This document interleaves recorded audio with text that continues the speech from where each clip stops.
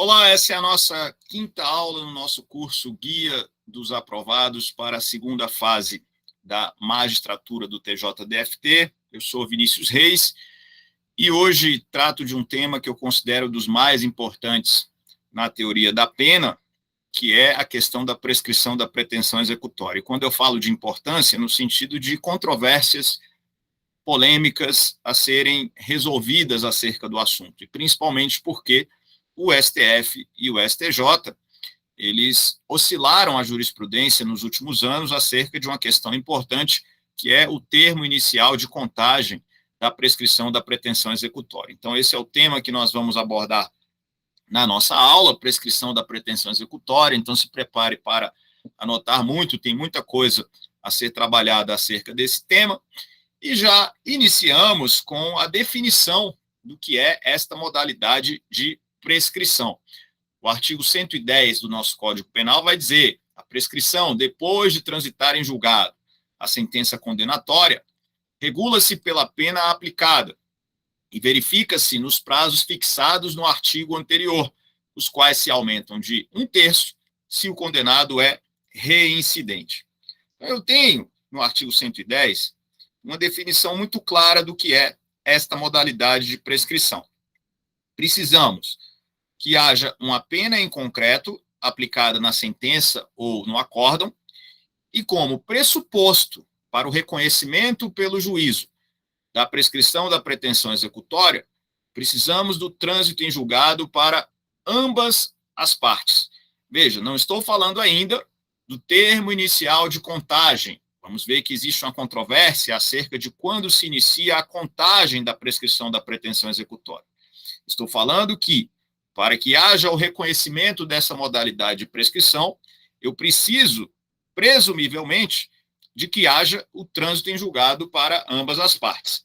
Isso porque seria impossível o juiz reconhecer a prescrição da pretensão executória quando, embora houvesse o trânsito em julgado somente para a acusação, ainda houvesse pendência de julgamento de recurso interposto pela defesa.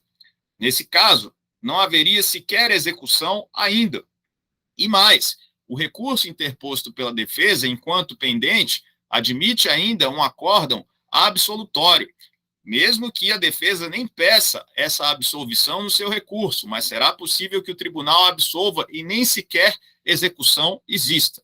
Portanto, eu preciso do início da execução, o que significa, como pressuposto, o trânsito em julgado para ambas as partes, para que haja o reconhecimento pelo juízo da prescrição da pretensão executória, o que é algo diferente de trabalhar a questão do termo inicial de contagem da prescrição da pretensão executória, que é a polêmica mais importante que nós vamos ter aqui na nossa aula e que já vamos tratar.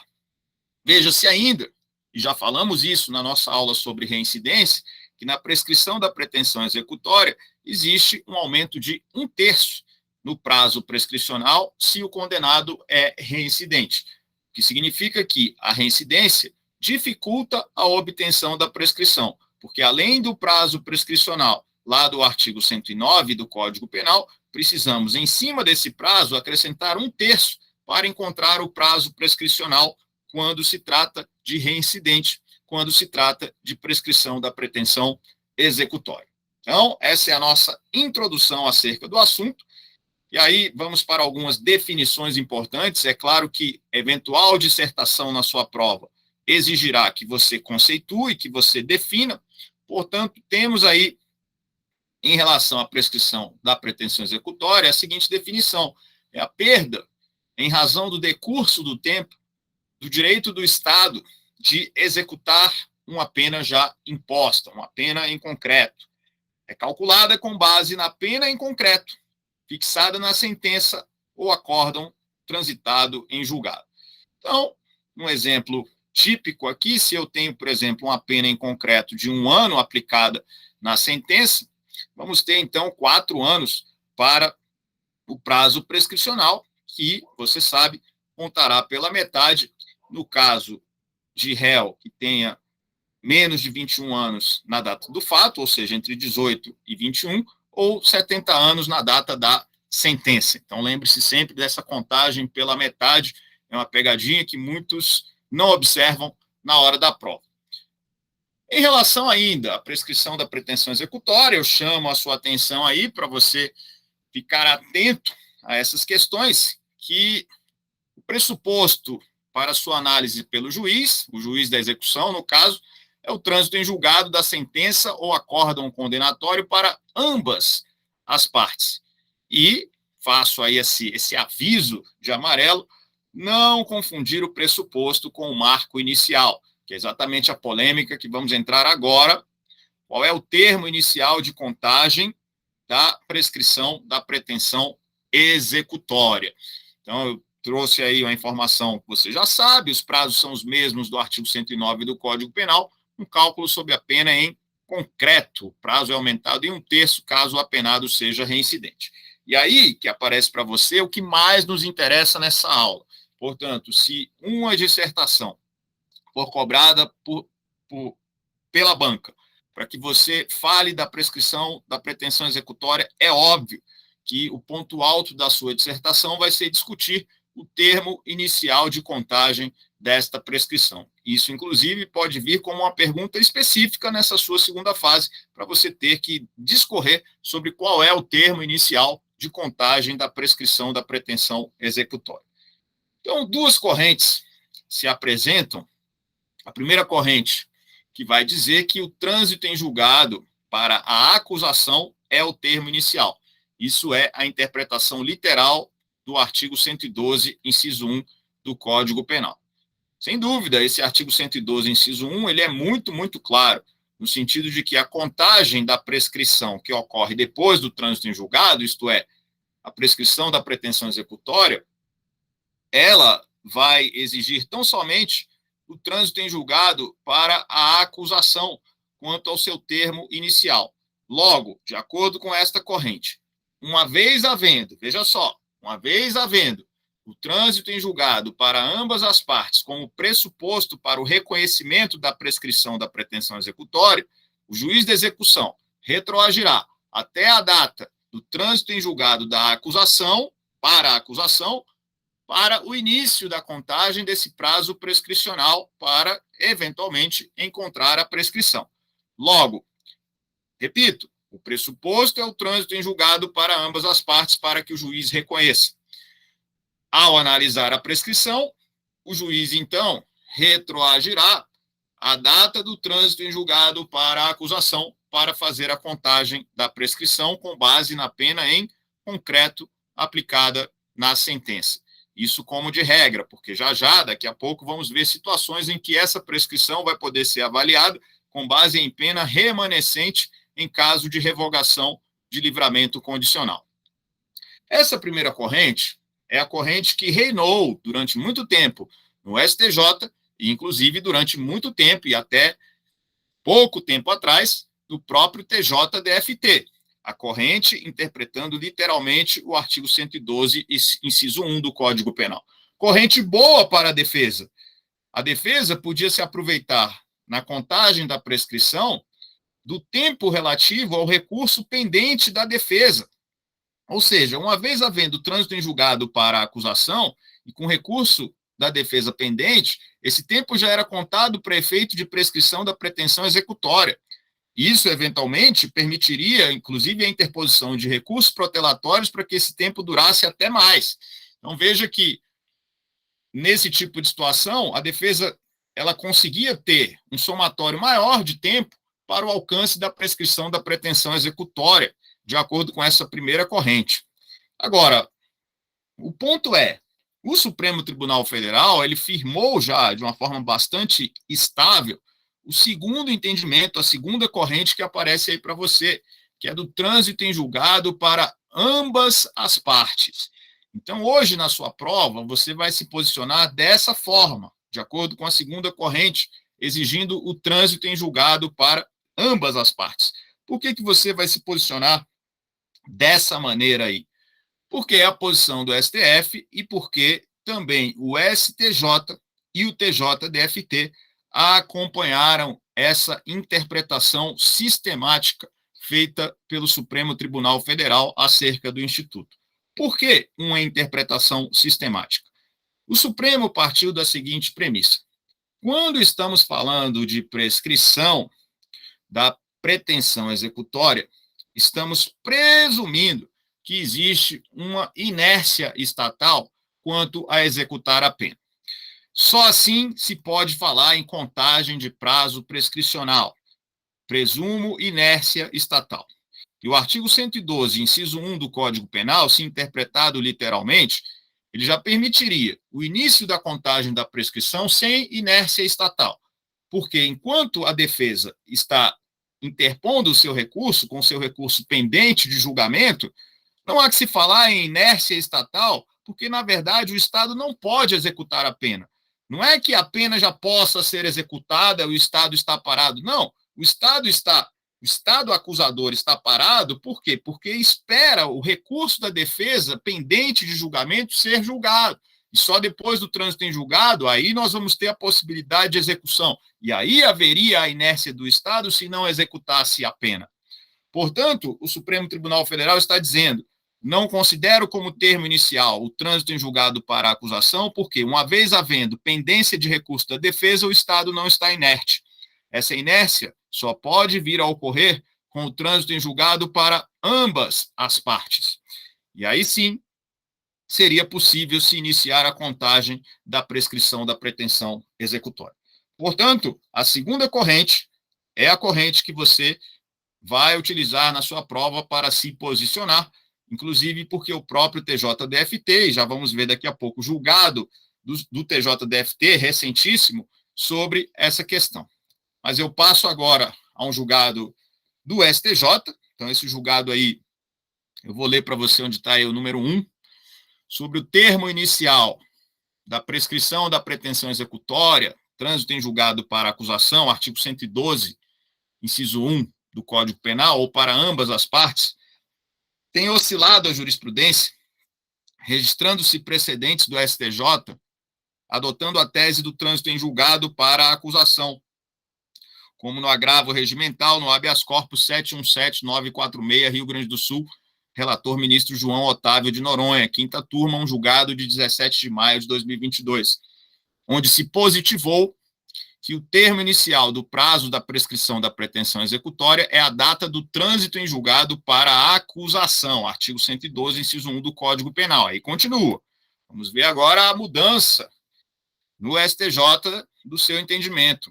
Ainda que haja reconhecimento de repercussão geral no STF, pendente de julgamento, o plenário do Supremo Tribunal Federal, no julgamento do agravo de instrumentos 794971, agravo Rio de Janeiro, relator para acórdão, ministro Marco Aurélio, no caso, agravo interno, no caso, em agravo regimental, em 25 de junho de 2021, definiu que o dies a quo para a contagem da prescrição da pretensão executória é o trânsito em julgado para ambas as partes. Dies a quo, portanto, termo inicial, trânsito em julgado para ambas as partes. E aí continua o STJ. Assim, por já ter havido manifestação do plenário da Suprema Corte sobre a controvérsia e em razão desse entendimento estar sendo adotado pelos ministros de ambas as turmas do STF, essa orientação deve passar a ser aplicada nos julgamentos do Superior Tribunal de Justiça, uma vez que não há mais divergência interna naquela corte sobre o assunto. Então, temos aí um julgado de 21/6/2022, e aí o STJ ainda continua. No caso dos autos, deve ser mantida a decisão agravada, pois o trânsito em julgado para ambas as partes ocorreu em 4 de outubro de 2019.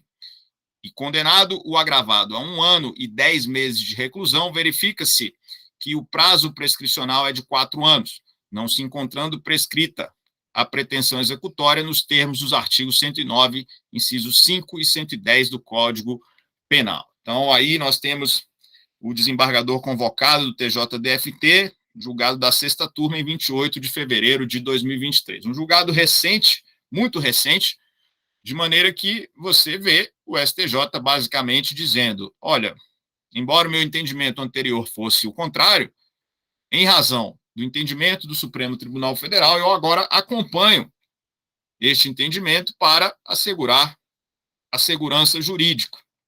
Então, nesse sentido é que foi o STJ, no mesmo sentido do Supremo Tribunal Federal.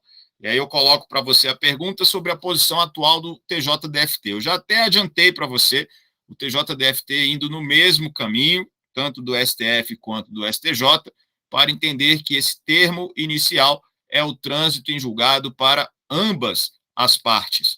Eu trouxe para você um julgado recentíssimo aí do TJDFT. Vou ler aí onde está o número 1. Nos termos do artigo 112, inciso 1 do Código Penal, o prazo da prescrição da pretensão executória começa a correr do trânsito em julgado da condenação para a acusação. Isso literalmente. Agora, vamos ver como o STF entendeu. Este Tribunal de Justiça vinha decidindo no sentido de que o marco inicial da prescrição da pretensão executória seria o trânsito em julgado para a acusação. Porém, cumpre curvar-se ao entendimento do plenário da Suprema Corte e da terceira sessão do Superior Tribunal de Justiça, no sentido de que o termo inicial da prescrição da pretensão executória é o trânsito em julgado para ambas as partes. Então, parece que esse entendimento agora estabilizou, é como você vai se posicionar na sua prova, Supremo, STJ, TJDFT, dizendo a mesma coisa. Trânsito em julgado para ambas as partes, adotando a interpretação ampliativa, no sentido de que eu preciso do trânsito em julgado para ambas as partes, uma interpretação, inclusive, sistemática, porque vai presumir que, para que haja a inércia do Estado, o Estado já tem que poder executar a pena e não fazer.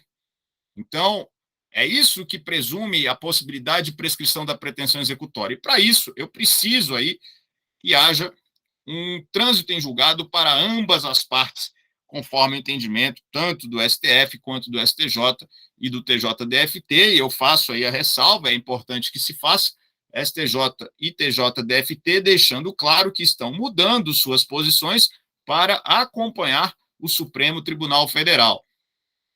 E aí, a parte final do julgado, só para você ver que ele é um julgado bastante recente, resolvendo o caso concreto, ainda no mesmo julgado do TJDFT, não transcorrido o prazo prescricional de 3 anos, desde o trânsito em julgado para ambas as partes, imperiosa a manutenção da sentença que indeferiu o reconhecimento da prescrição da pretensão executória. Recurso desprovido. E olha de quando é esse julgado. Ele foi publicado agora dia 13 de março de 2023. Eu gravo essa aula para você no dia 19 de março de 2023, ou seja, 6 dias depois aí da própria publicação do julgado. Então, recentíssimo, saindo do forno, esse julgado que nós trouxemos para você acerca do entendimento do TJDFT. E aí agora vamos ver as causas interruptivas da prescrição da pretensão executória. O artigo 117 do Código Penal traz aí os incisos 5 e 6, falando da prescrição da pretensão executória, quanto às causas interruptivas. O curso da prescrição interrompe-se, 5, pelo início ou continuação do cumprimento da pena, e 6, pela reincidência. Então, nós vamos ter aí tanto o início ou continuação do cumprimento da pena, bem como a reincidência, como causa interruptiva da prescrição da pretensão executória. Eu quero falar um pouco desse inciso 5, porque ele vai remeter a essa pergunta que eu coloquei aí para você na tela. Revogada a suspensão condicional da pena ou o livramento condicional, qual é a referência de pena em concreto para o cálculo da prescrição da pretensão executória? E aí nós temos que ir ao artigo 88 do Código Penal para fazer essa interpretação. Revogado o livramento, não poderá ser novamente concedido, e salvo quando a revogação resulta de condenação por outro crime anterior àquele benefício, não se desconta na pena o tempo em que esteve solto o condenado. Então, vamos entender aqui um ponto importante.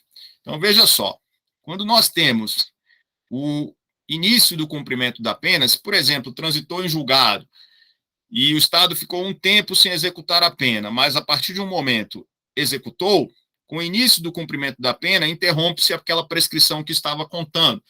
E aí, com o início do cumprimento, interrompida a prescrição e a pena sendo executada, eu não conto prazo prescricional. Veja, com a pena sendo executada, eu não conto prazo prescricional.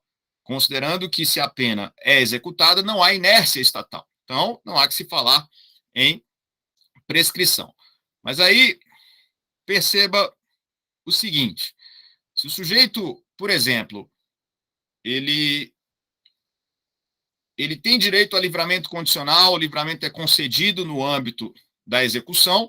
Eu quero saber agora se o período de prova do livramento vai ser contado como pena cumprida quando o livramento é revogado. E aí nós vamos ter a continuação do cumprimento da pena. E agora, se tiver o reconhecimento de uma prescrição da pretensão executória posteriormente a essa continuação, qual pena nós vamos ter como parâmetro para essa contagem?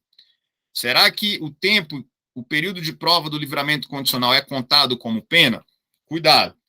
O período de prova do livramento condicional, conforme o artigo 88, só é contado como pena cumprida quando a revogação do livramento se deu em razão da prática de crime anterior, da condenação pela prática de crime anterior, a própria concessão do livramento.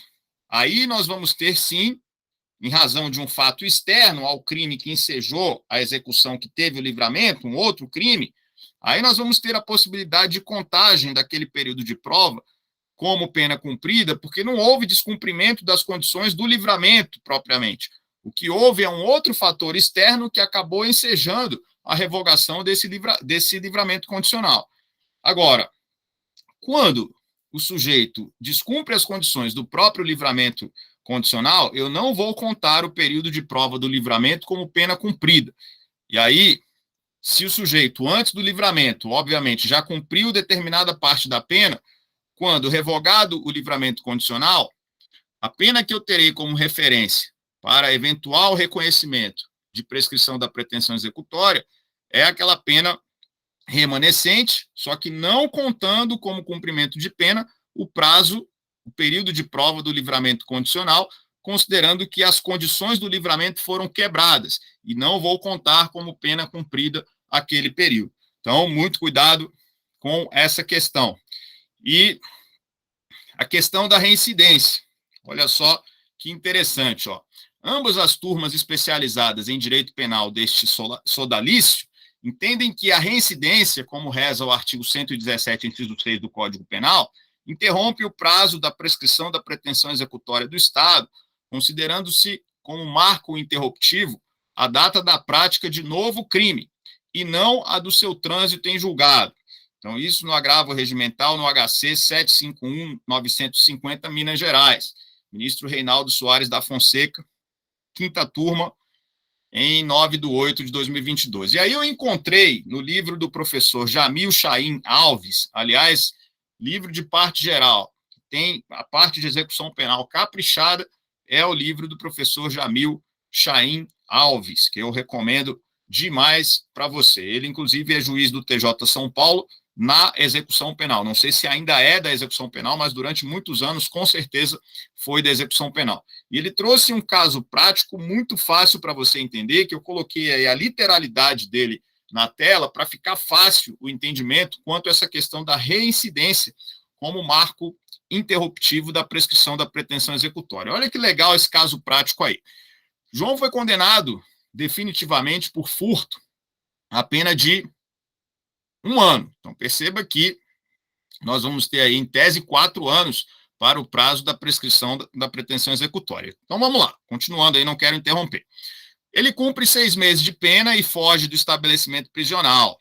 O prazo prescricional para a recaptura de João é regulado pelo restante da pena. Ou seja, o restante da pena, o remanescente, é 6 meses, porque ele já cumpriu 6 meses. Portanto, agora, 3 anos é o prazo da prescrição. Começou com a pena de 1 ano, que era 4, ele cumpriu 6 meses, sobrou 6 meses, então agora mudou para 3 anos. Beleza. João, ainda evadido, pratica um roubo.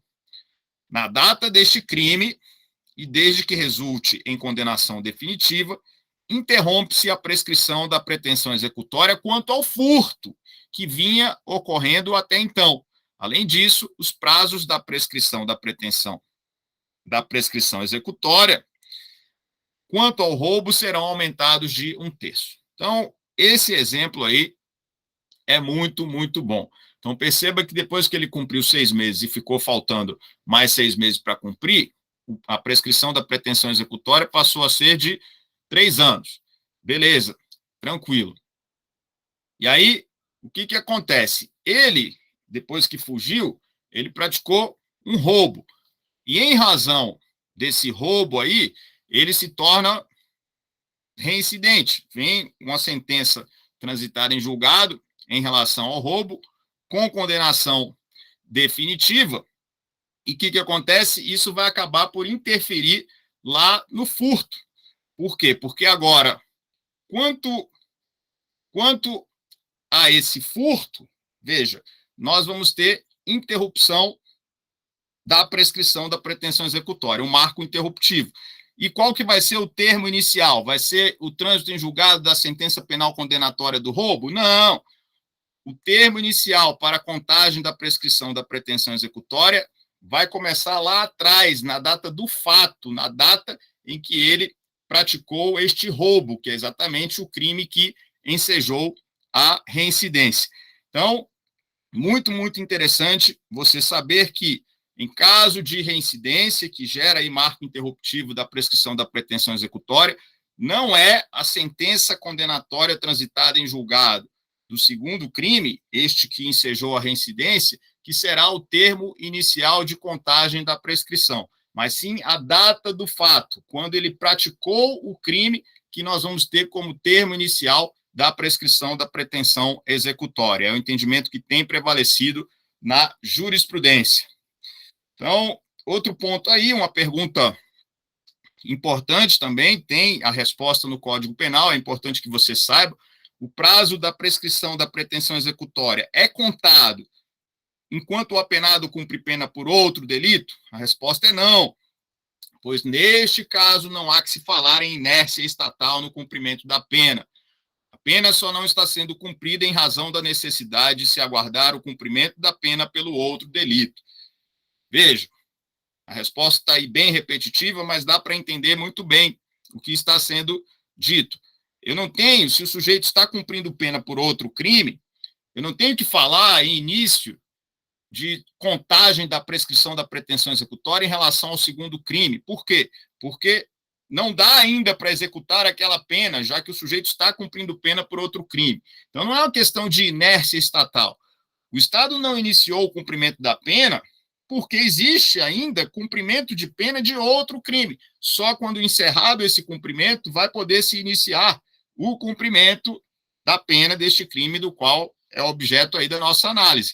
Portanto, não há que se falar em início da contagem da prescrição da pretensão executória quando o indivíduo ainda está cumprindo pena por outro crime, como, aliás, está expresso no artigo 116, parágrafo único do nosso Código Penal, que diz: depois de passada em julgado a sentença condenatória, a prescrição não corre durante o tempo em que o condenado está preso por outro motivo. Então, perceba que, estando preso por outro motivo, veja, e mesmo prisão cautelar, ou cumprindo pena por outro crime, como no exemplo que eu dei, não há que se falar em início da contagem do prazo prescricional da prescrição da pretensão executória.